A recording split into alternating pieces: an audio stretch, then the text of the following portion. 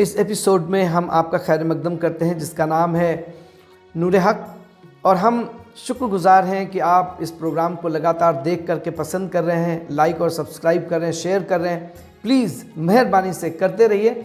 हम चाहते हैं कि छोटी छोटी सी बातों को आपकी हिम्मत की अफजाइश करें, क्योंकि हमारी कौम ने पूरी दुनिया में लोगों को तालीम याफ्ता किया, लोगों को अंधेरे से बाहर निकाल कर के लाए और बहुत ऐसे ऐसे काम किए जंगलों में जा कर के, जहाँ पे लोग पढ़े लिखे नहीं थे, जहाँ पे तहजीब नहीं थी, जहाँ पे तरीका नहीं था, जहाँ पे लोग बर्बाद हो रहे थे, जहाँ पे औरतों के साथ बदसलूकी की जाती थी, वहाँ पर जा कर के काम किया। और इस दुनिया को तब्दील करने में इस कौम ने, मसीह कौम ने एक ज़बरदस्त साझेदारी दुनिया के साथ में करी है। और आज हमारे नाम पर बहुत सी बुरी बुरी बातें बकी जाती हैं और कही जाती हैं। मैं चाहता हूं साइमीन, नाजरीन, कि जब इन बातों को आप सुनते हैं, आइए एक बार फिर से हम दुआ करें और एक बार फिर से उसी उरूज पर पहुँचें जहां पर खुदा ने मुझको और आपको रखा था। और ये तब होगा जब आप कलाम पर तवज्जो करेंगे, जब आप कलाम में अपनी जगह को और अपनी कुमक को और अपनी ताकत को, अपनी शान और शौकत को ढूंढेंगे, तो खुदावंद के कलाम में ये सब चीज़ें आपको हासिल होंगी और आप फिर से उसी मकाम पर पहुँच जाएंगे जहाँ पर गुज़िश्ता अय्याम में आसमान के खुदा ने आपको रखा था।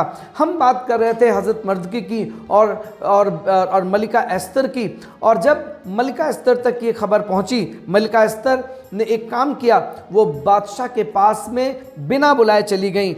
ये वाला काम पहली मलिका ने भी किया था और उसके सबब से उसको मलिकाए उस कसर की मलिका होने का ओहदा खोना पड़ रहा था। लेकिन इस बार इस औरत ने दुआ करी और दुआ के साथ में खुदा के खौफ में ये वहाँ पर गई और बादशाह ने अपना असा उसकी तरफ बढ़ाया। ये इसका मतलब था कि बादशाह तुम्हारा खैर मकदम करता है और तुम्हारी बात सुनने के लिए राज़ी है। और जब ये वहाँ पर जाती है तो वहाँ पर बादशाह कहता है, ए मलिका, मांग कि तू क्या मांगती, मैं आधी बादशाह तक तुझे दे सकता हूँ। और तब मलिका कहती है कि एक शख्स है आपकी बादशाहत में, चाहती हूँ कि उसके साथ कल रात का खाना खाया जाए। और बादशाह कहता है ठीक है। और हामान को उस दावत में बुलाया जाता है जो यहूदियों का दुश्मन है और उनकी हलाकत के लिए उसने ज़बरदस्त एक मंसूबा बादशाह के साथ मिल करके किया था। और वो उनको उस रात के खाने में बुलाया जाता है। और रात के खाने पर जब बुलाया जाता है तभी सुबह ये वाला काम हो चुका होता है कि मर्दके को हामान घोड़े पे बिठाता है और उसके आगे आगे चलता है और ये कहता है कि जिस शख्स की बादशाह इज्जत करना चाहता है उसके साथ ऐसा सलूक किया जाएगा।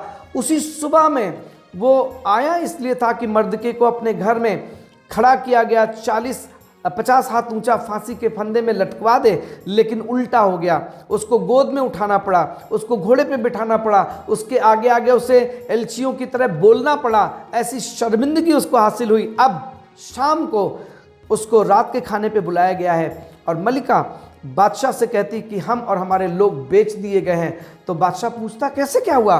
तो वो कहता है कि इस गंदे आदमी हामान ने ये वाला काम किया है। और वो डर जाता है और बादशाह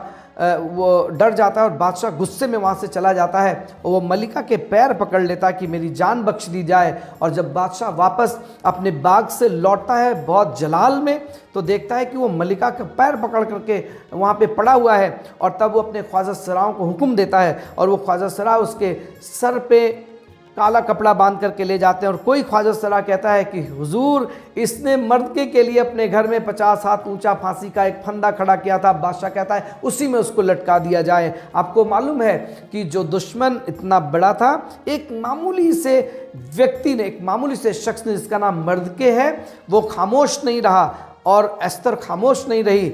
और जब आप भी खामोश नहीं रहेंगे, आप इसी ज़माने में अपने खुदा के जलाल को होता हुआ देखेंगे। मैं आपसे दरख्वास्त करता हूँ कि खामोशी इख्तियार ना करें। खामोश रहना मुर्दों की निशानी है, खामोश रहना मुर्दों की निशानी है। आप जिंदा हैं और आसमान के खुदा ने आपको ज़िंदगी दी है और आवाज़ दी है और ज़ुबान दी है। किसी ने कहा है बोल कि लब आज़ाद हैं तेरे। बोलना शुरू करें, दुआ करनी शुरू करें, कहना शुरू करें और आप खुदा के जलाल को और उसकी कुव्वत और कुर्बत को अपने नज़दीक देखेंगे। और जिस तरीके से आसमान के खुदा ने एस्तर को इस्तेमाल किया कि वो खामोशी इख्तियार नहीं करी और उसने बोला, और तब मर्द के जैसा एक शख्स जो दरबान जैसा था वो ऐसे ऊंचे ओहदे पर मुंतखब हुआ बोलने के सबब से। हम लोग कई बार बोलना नहीं चाहते, हमें डर लगता है, पर अगर आप खामोश इस समय खामोश रहेंगे तो मसीहों की नजात कहीं से तो आ जाएगी। पर आप ये याद रखें, जिनको ओहदा दिया है, धन दौलत दी है, आप अपने ख़ानदान समेत कहीं तबाह ना हो जाएं। खुदा आपके साथ हो, खुदा आपको बरकत दे। हमारे लिए दुआ करते रहें। खुदा हाफिज़।